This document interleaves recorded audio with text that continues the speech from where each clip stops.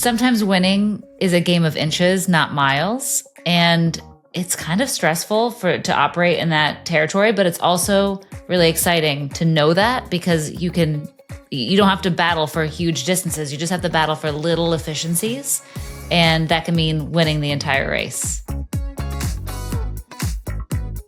right, today's a great episode where we're talking about what you're doing in business and in life, that life and business is a marathon. And oftentimes you can come up just a little bit short on your goals, but how you define that loss and how you respond to that loss makes all the difference in your success. Hi, honey. What's up, girl? Welcome back, everyone. I'm excited to dive into today's topic. It's one that I feel kind of strongly about, and I know that you do too. We're talking about the 0.02 second loss. Basically, the loss right before you win, right? Like you could have won. You were right there. The reason why I feel really passionate about this is because sometimes winning is a game of inches, not miles. And it's kind of stressful to operate in that territory, but it's also really exciting to know that because you don't have to battle for huge distances. You just have to battle for little efficiencies. And that can mean winning the entire race.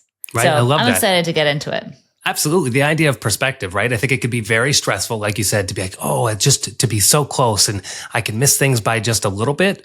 But I also like to use that as an empowerment. Like, I mean, you could, even if you feel like you're losing, you lost the last 5 things, whatever we're looking at. I mean, for all of us real estate investors, you think about going into a home and trying to get a contract and you missed the last 5 by like, and you could get down on yourself. Like, I've lost. I'm 0 for 5. Like, feels really crappy. But if you could take a step back and be like, wait a minute, I could be this far off, right? If I could just be this couple inches off from getting the deal, what corrections can I make? I always go back to that extreme ownership. Like, all right, what's on me? What correction can I make to improve that couple inches and then win every deal? And so it's, stressful or empowering, kind of depending on how you look at it. So I like to take that positive flow and then come to my wife and say, I'm losing by inches. What the heck can I improve on? Because I'm sure she can find something for me to improve on. Listen, you're already pretty great. I think there's an awareness that we're losing by small margins, that we want to get better and that we're so close to being better and so close to winning that it turns into this feeling like you're always inches away from gold. And yes, it's very encouraging. You're only inches away from gold, but it's also really exhausting because you feel that you're only inches away for so long. I think that's why I'm so excited to talk about this today with you, because I think this is kind of the crux of the mindset that you need some stamina to sustain. Yeah, absolutely. Like it's just, you're always so close. And then I think with the problem too with entrepreneurship is then there's another goal that you incorporate. So then you're so close to that thing. And then you never really ever totally win because you're always measuring, how close you were to winning to the next thing. So I think that's part 2. I know. I want to just get into it all at the same time because I'm feeling like this specifically this week because I just analyzed like this really big data set with a friend of mine. And he did 200 deals last year, right? Like that's a lot of deals to do, real estate transactions to do, 200 deals. And then we looked at all of the deals that he had available to him in his CRM. So the leads and the opportunities that they had in the CRM and how many of the people that he had in his CRM sold to somebody else. So basically like he had access to those deals, but he just didn't do them, right? He had 1,000 deals that he lost to somebody else. Wow. He did 200, right? Which is phenomenal, like so good. But there were 1,000 other deals that he missed out on.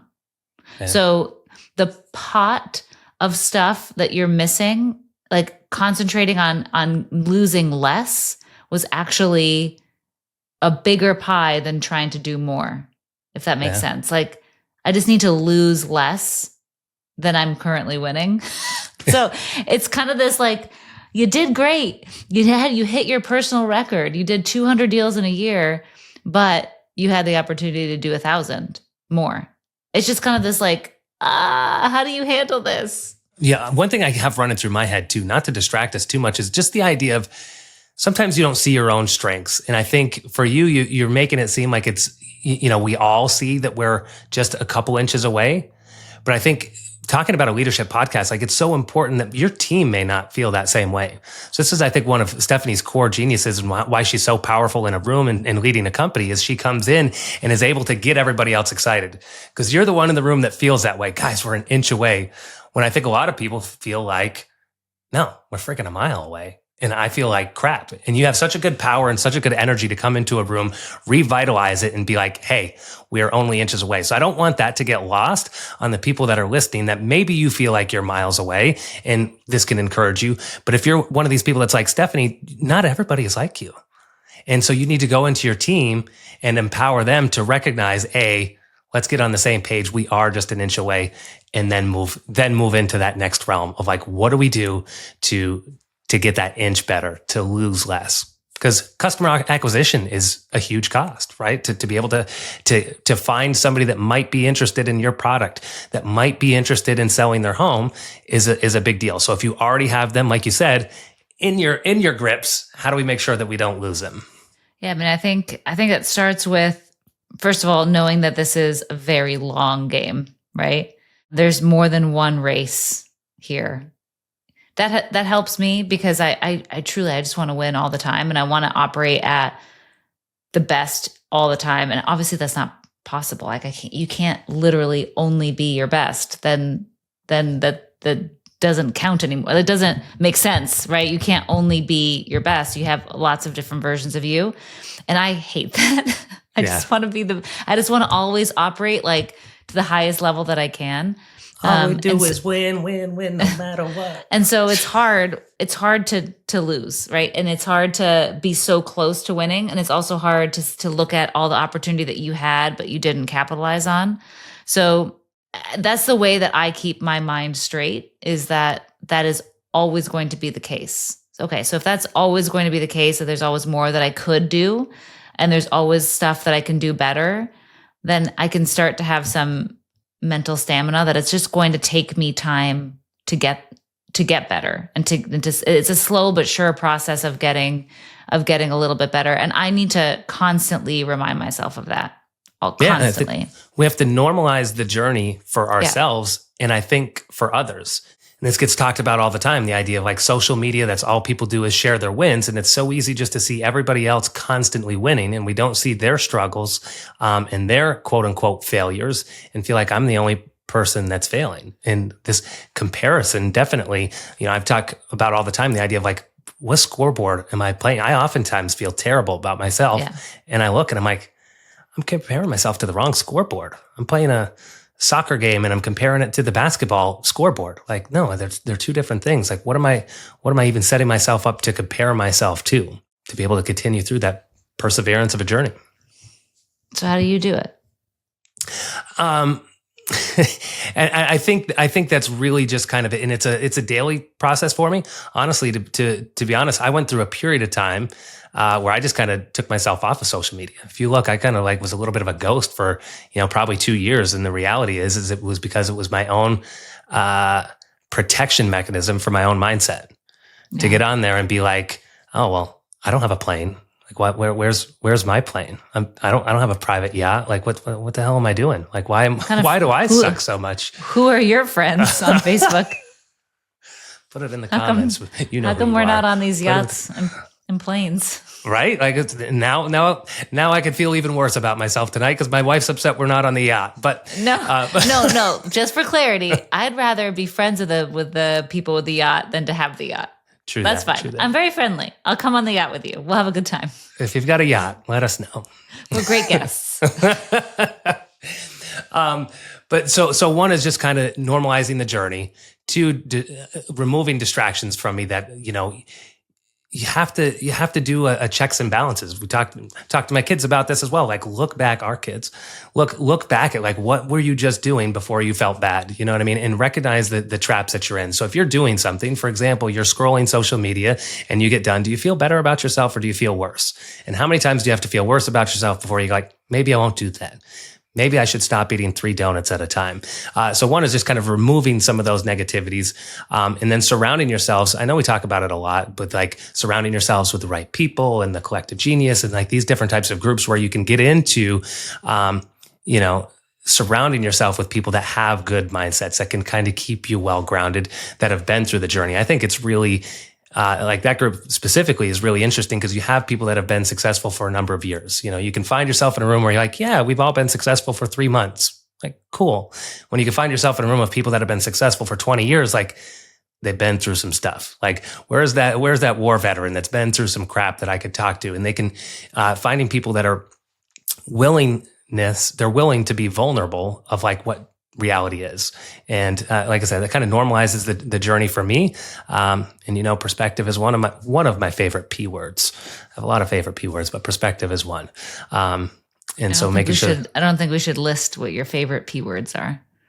Perspective, perseverance. We've already talked about 2. They keep going. We'll stop at 2 today. But perspective and perseverance, I think, are 2 of the most important things to people's success. I'm still distracted by that. But okay. So I think, okay. You're so ridiculous. Like, why do you have to throw out those liners like my favorite P words? Like, who says that? I say that. It's not the first time I've ever said that. Okay. Well, you're a strange cat. That's why you married me. I know, I love it. But okay, so let's go back to like what success, being in these rooms with people who have been successful for years and years. I think kind of the highlight for me about being in rooms with people like that is that it's not a race, it's a marathon. Like it's not a short race, it's a marathon. And so much of success comes from just not stopping. And I feel that way very, very strongly about our journey and my personal journey, like professionally and personally. It's just, you just don't stop and then you don't lose. So if you can't be excellent and perfect all the time, which none of us can, then you can just commit to progress. That's it. All you have to do is commit to progress, and then you stay sane, because otherwise you'll just continue to look at all the things that you have not accomplished yet. Obviously, great book, The Gap and the Gain. But what made me think, when you were talking, it made me think too, what are the things that I've done that have actually made me feel worse, right? And social media is part of it. Scrolling social media is not a nice thing for anyone's mental state. Comparison is the thief of all joy, right? Yes. But you know what also I kind of got into a slump was just reading all these different business books. And I feel like a little bit guilty saying that after I just said, hey, read Gap and the Gain, because that was a really good book. Right. But do you remember when we were really into the Blinkist subscription, yes, where we would just like, we were able to get high level stuff from all these different books. And I was reading a lot of these business books and leadership books.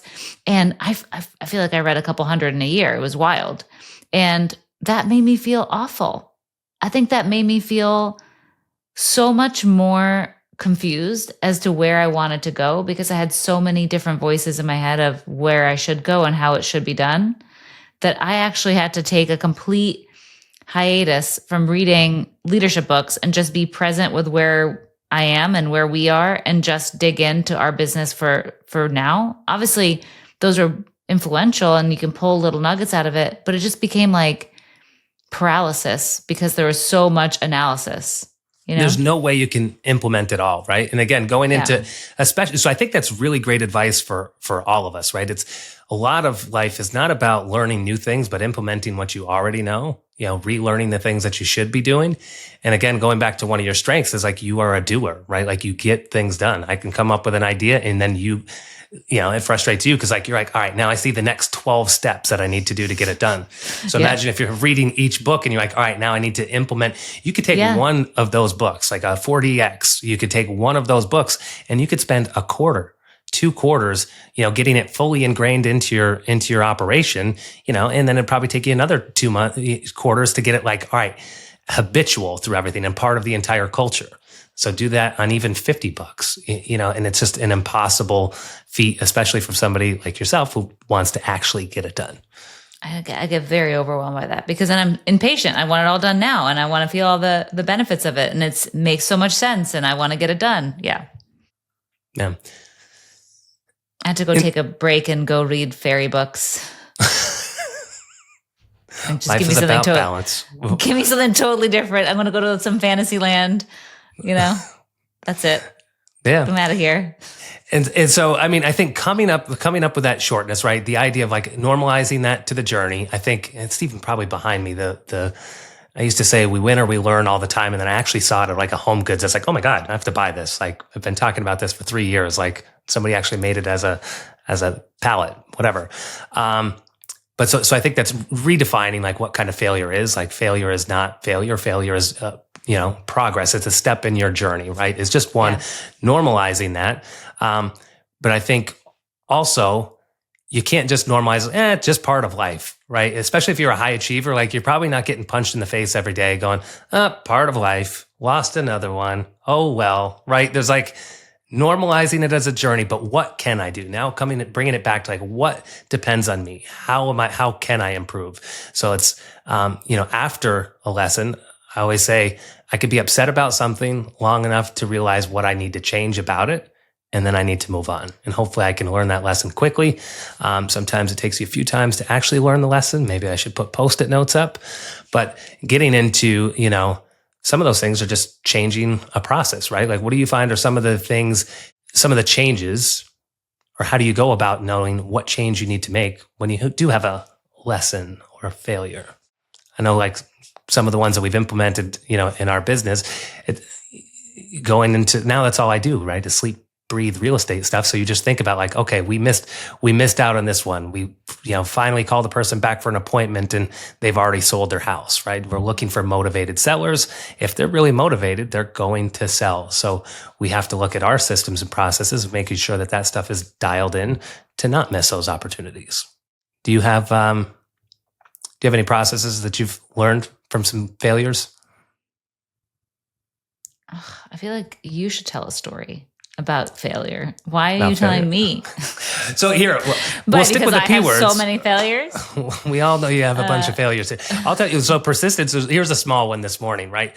Just the idea of persistence, and it expands throughout all levels of life. But long story short, I've got this dumb bread maker that I need to send back to the store, and I was waiting for something, and finally I go to do it, and it's like rejection. You can't do it. Well, I think for most of us entrepreneurs, we don't take no as an answer. So after the fifth no, I started to become a little bit more upset and escalated things out. And like, sure enough, you're able to get it done. And so talk to the right person, right? And you're able to move it through. And I'll now have $120 that gets refunded back to the credit card so that we don't have, a dumb bread banker that we're never going to use. But I think there's a lot of people that would, give up. Like you said, persistence is so important that you give up. And I think each one of these wins, each time you go through something and you persist through some crap and get to the other side and then feel that win, you're able to take that win and put it in your pocket and now use that for the next time you get a challenge. And I think this is a really important thing about failing. The more times that you fail and eventually succeed, it becomes a muscle memory of like not feeling such negativity about the no, feeling such negativity about the failure, but like, all right, I'm one step closer. I'm one step closer to success. And you get invigorated to work harder at persisting through. Well, I think that's why it's really important to not stop, because if you stop with some sort of defeat, then you never build that muscle memory of winning. Like, for example, I know that I've got to make 10 phone calls to get a deal, right? So I'm not going to stop when it takes me 9 phone calls because I know I just need to hit 10. I need to make 10 and at least 10. That's my average, right? So the first 9 rejections or, disconnections didn't make me stop. But you don't know that muscle memory until you start winning. So you got to just keep going until you win or get the outcome that you want. And then all the setbacks and obstacles that happen before the next win are more normal. Yeah. And I mean, all in all, I think life is so much about just the journey, right? Like we focus so much on goals, which I think are really important, right? Like if you just have an idea without a goal, you're probably not going to achieve it. So I do think that goals are very important. But having a good relationship with your goals is important as well. Most people that are listening to this podcast are probably very high achievers. And if you're a very high achiever, one of the biggest problems that I run into is I move the goalpost. And that's one of the reasons why I feel like I can be winning and really feel like I'm losing. We talked about the idea of our first business plan was to have 15 houses. But then why is it that we're on our 100th house and I feel bad? Because like by the time you start, every time, this was a big lesson. You mentioned the book, The Gap and the Gain, and it was a really important one for me because it really explained why I was feeling so bad. Every time that we would get close to a goal, we would change it. So if we had a goal of 15 houses, by the time we got to 10, it was like, well, why don't we just do 100? And therefore, when I get to the 15, like life is so busy. We talked about the grind. Like there was a period of time where we were very much in the grind. And so we're grinding it out while we're changing our goals. And we never really stopped to celebrate because that wasn't the goal by the time we hit it. It was like, no, now there's a new goal. I remember when we hit, our first over 6-figure deal. Yeah. Right. Like over a 6-figure deal. That was more the money than we probably made the year before. And we did it in one deal. And you would think, I don't know, rewind 10 years before that happened. If somebody would tell me that story, you would think that there would be like a cruise. Like we're going like to hell with this. We're going out on a cruise for a week or something like that. And I don't think we even did a dinner, maybe a high five, as we're going to put the kids to bed or something is probably about it. And so, learning from that and reading that book and honestly, like learning from kind of like near failure. There's ups and downs in business. And I'll come back to I think it's got to be another P word, a pivotal moment in my life is the idea of like, when I looked at like what a business could like if it did fail. And we were in a struggling spot of the business and like, what would this look like if this did fail? Not just on a deal, but like if the business failed and you had to shut things down or whatever, and really looking at all of what life had happened, all the stuff we had given up, all the work that we had put in, and if it was to fail, and looking back on kind of those moments, like it's really, see, I told you I love P words. It really just helped to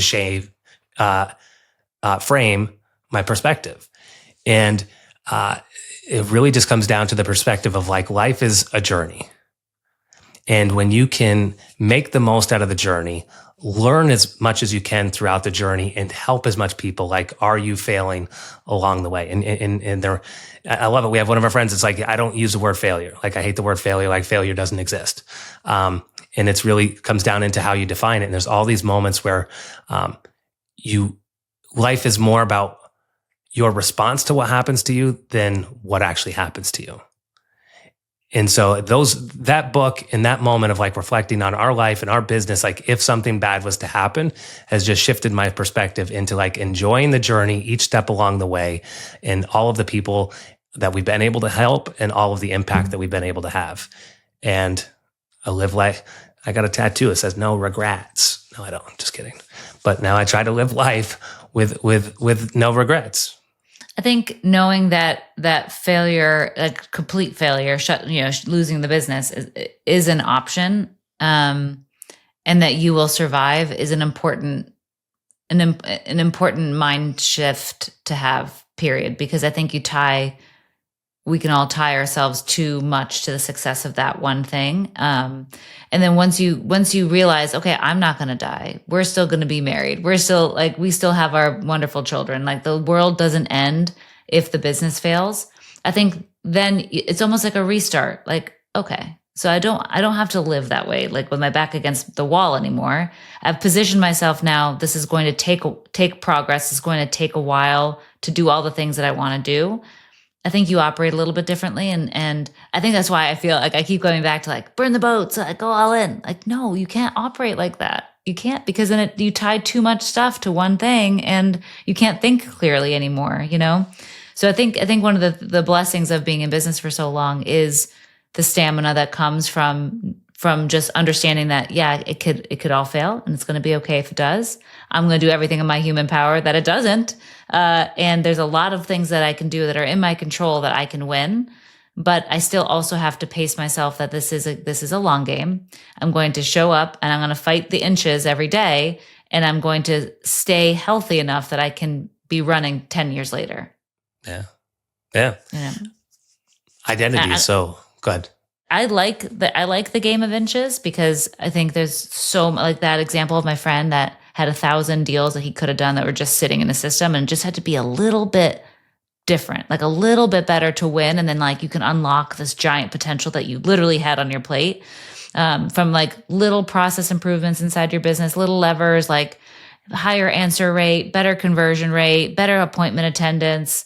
You know, like these little things can lead to losing less, which I think is extremely overwhelmingly exciting because it's right there and you don't have to go invent new things.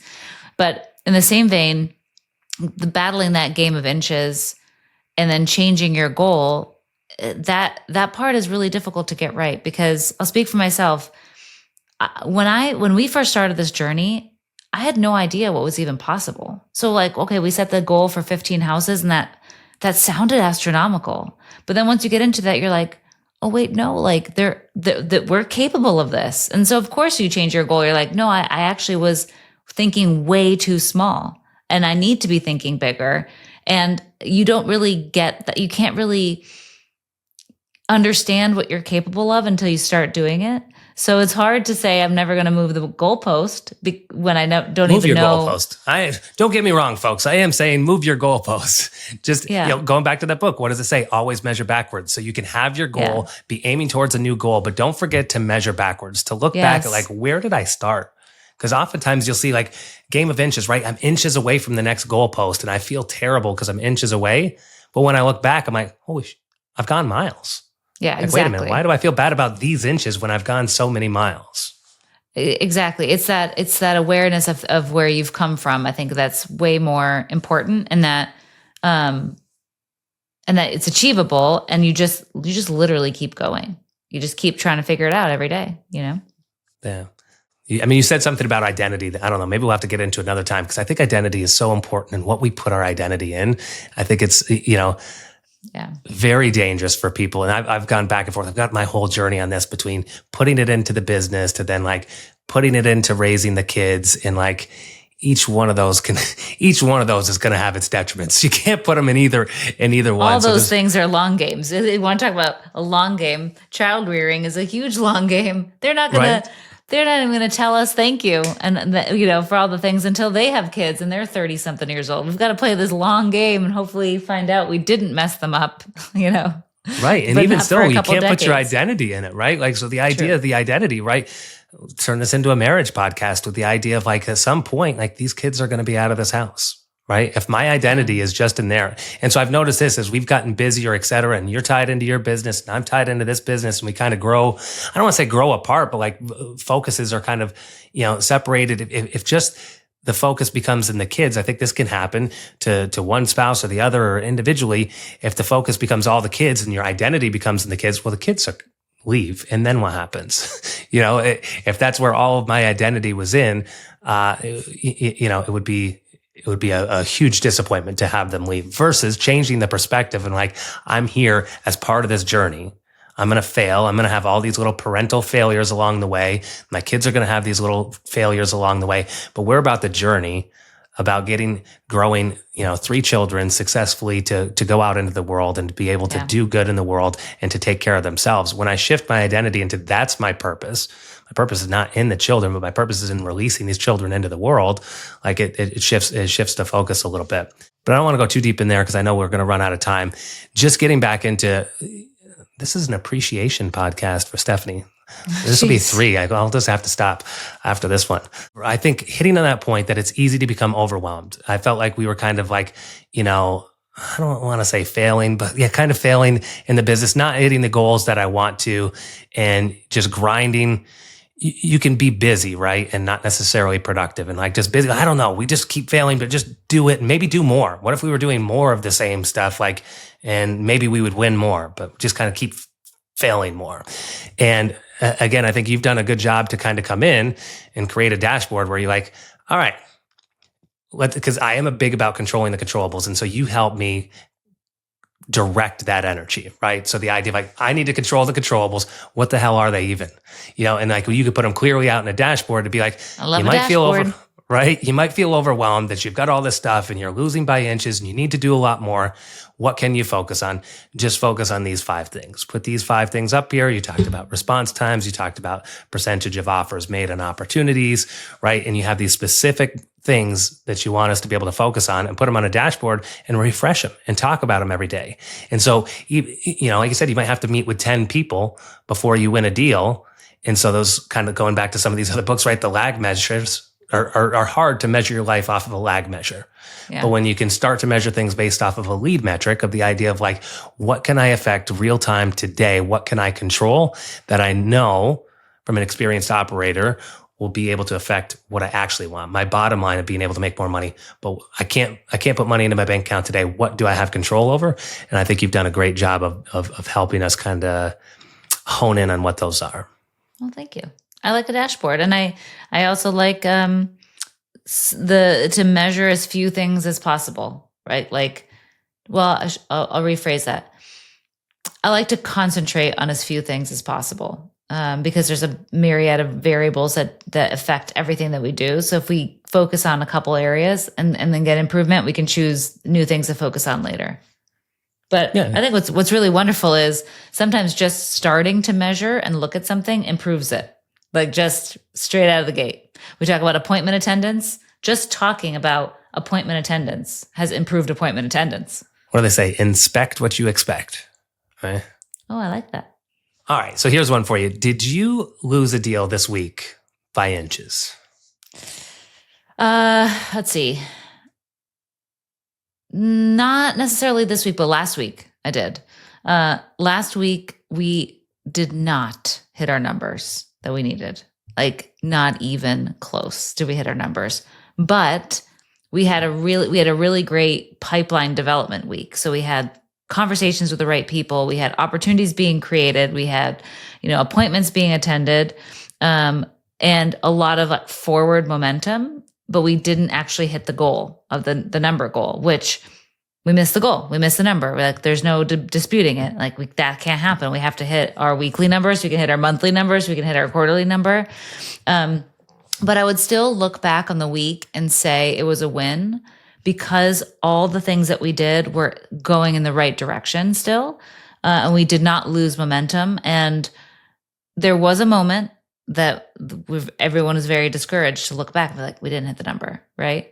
So I think everybody felt that like, oh, that sucks.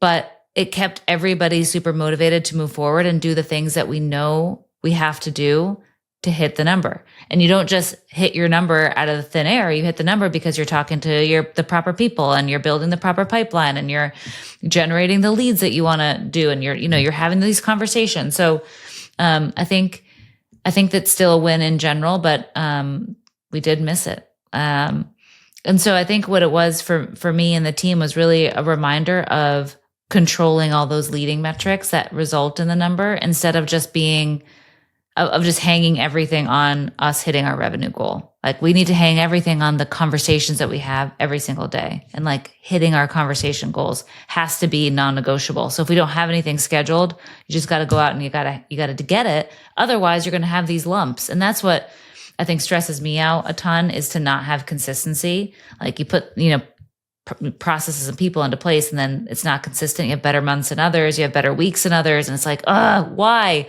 And generally it's because your pipeline, like you just have to have 3 times the opportunity that you need, 3 times the opportunity in your pipeline that you need of your number. So if your number is, I got to hit $1 million, you need 3 million in pipeline because it just takes time for these things to fall out.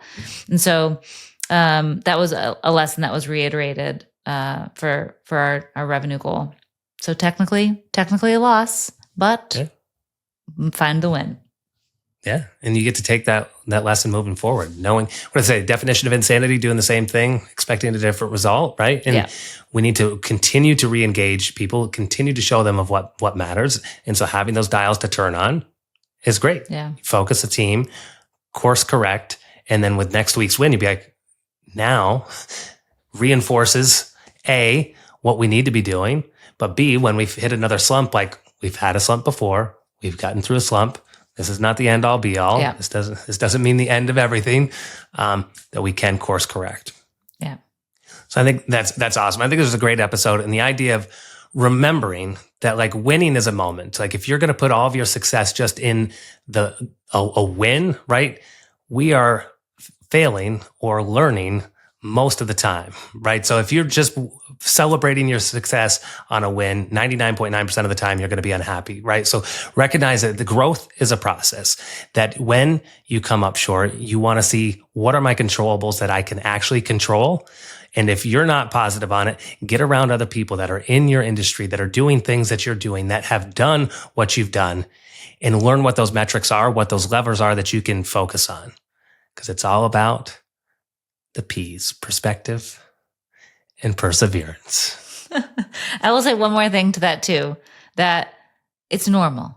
Like it's normal to stumble. It's normal to struggle over inches in the game of miles. So keep your head up and talk about it, because then you'll, like you said, when you're in rooms with people, you get some genuine connection and it can be normalized and people can help you. Yeah, absolutely. All right, until next time.